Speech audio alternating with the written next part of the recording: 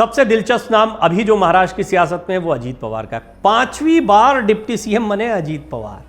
14वीं विधानसभा में 3 बार शपथ लेने का रिकॉर्ड भी बना लिया उन्होंने। एक दिलचस्प रिकॉर्ड है अजीत पवार का, वो भी थोड़ा सा आपको बता देता हूं। दरअसल महाराष्ट्र की राजनीति में रविवार को बड़ा उलटफेर करते हुए अजीत पवार एकनाथ शिंदे के मंत्रिमंडल में शामिल हो गए। उनको महाराष्ट्र का डिप्टी सीएम बनाया गया। इसके साथ ही अजीत पवार 5वीं बार महाराष्ट्र के डिप्टी सीएम बने हैं। 14वीं विधानसभा में उनके नाम 3 बार शपथ लेने का रिकॉर्ड भी दर्ज हो गया है। तो आइए हम आपको बताते हैं कैसे अजीत पवार साल 2019 के बाद से अब तक तीसरी बार राज्य के डिप्टी सीएम बने। बात 23 नवंबर साल 2019 की सुबह 8 बजे की, जब महाराष्ट्र की राजनीति में सियासी भूचाल आया था। भाजपा की तरफ से देवेंद्र फडणवीस को मुख्यमंत्री बनाया गया था, जबकि एनसीपी की ओर से अजीत पवार ने चाचा शरद पवार से बगावत कर डिप्टी सीएम पद की शपथ ले ली थी। हालांकि शपथ लेने के बाद दोनों 80 घंटे ही अपने पदों पर रहे थे, जिसके बाद ये सरकार गिर गई थी। फडणवीस की सरकार गिरने के बाद उद्धव ठाकरे के नेतृत्व वाली महाविकास आघाड़ी सरकार आई। फिर से उप मुख्यमंत्री बने। उप मुख्यमंत्री बनना ही है तो इस सरकार में बन जाओ, हम आपको उप मुख्यमंत्री बना रहे हैं, ये बात कही गई होगी उनसे। अजीत पवार को उप मुख्यमंत्री बनना था, लेकिन देखिए वहां पर उप मुख्यमंत्री बनने के बाद में वो कह रहे थे कि हम दबा हुआ महसूस कर रहे थे, हमको उतना फ्री हैंड नहीं था जितना हम चाहते थे, और शिवसेना का एक दबदबा देखने को मिलता था।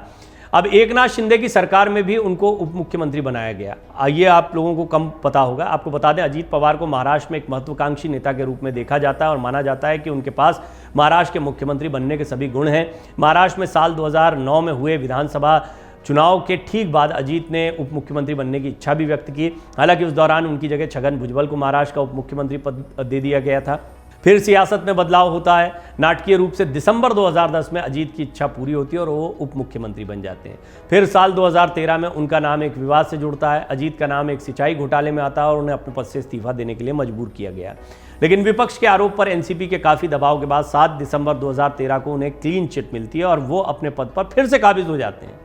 अजीत पवार को महाराष्ट्र की राजनीति में एनसीपी के सबसे बड़े नेता के तौर पर देखा जाता था और कई लोग यहां तक कहते हैं कि उनकी वर्तमान एनसीपी प्रमुख और अपने चाचा शरद पवार के साथ तल्खी रहती है। हालांकि उन्होंने हमेशा खुद को शरद पवार के अनुयायी के रूप में पेश किया है।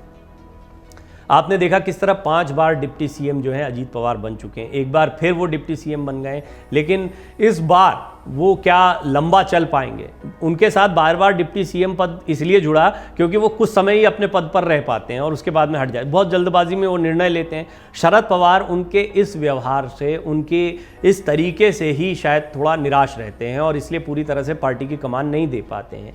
जल्दबाजी में फैसला लेते हैं, गुस्से में कई बार वो बात करते हुए दिखाई देते हैं। ये शरद पवार और पार्टी के अन्य लोग कई बार कहते हैं।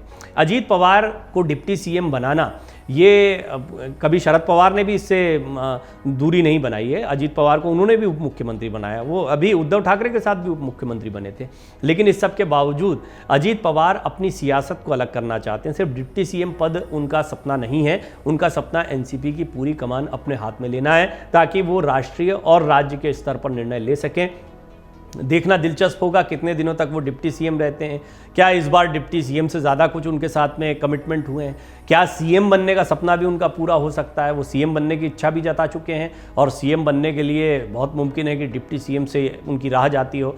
कुछ कयास लगाए जा रहे हैं कि एकनाथ शिंदे के बजाय अब अजीत पवार जो हैं वो सीएम बन सकते हैं। फिर आगामी दिनों में आप देवेंद्र फडणवीस को भी इस भूमिका में देख सकते हैं। निश्चित तौर पर बीजेपी इसी अंदाज में आगामी लोकसभा चुनाव में उतरना चाहेगी कि उनका चेहरा देवेंद्र फडणवीस को डिप्टी सीएम बनाए रखते हुए तो चुनाव में उतरना बहुत सही प्रयास नहीं दिखाई पड़ता। हालांकि अभी सरकार को साधना है, लोकसभा चुनाव सामने है। लोकसभा चुनाव के पहले महाविकास आघाड़ी के जो प्रयास चल रहे हैं उनको डिफ्यूज़ करना था, तो एनसीपी में फूट हो गई, शिवसेना में फूट हो गई, इनका बड़ा धड़ा बीजेपी के साथ में आ गया। लोकसभा चुनाव की ये तैयारियां स्पष्ट तौर पर दिखाई दे रही हैं। सीटों का समीकरण और सीटों के जो दांवपेच हैं वो इसी आधार पर इनको साधते हुए तय किए जाएंगे।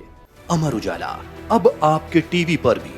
अपने स्मार्ट टीवी पर YouTube पर सर्च करें अमर उजाला, चैनल सब्सक्राइब करें और देखें ताजा खबरें, वो भी HD क्वालिटी में। और हाँ, बेल आइकन दबाना ना भूलें ताकि हर खबर हो आपके घर।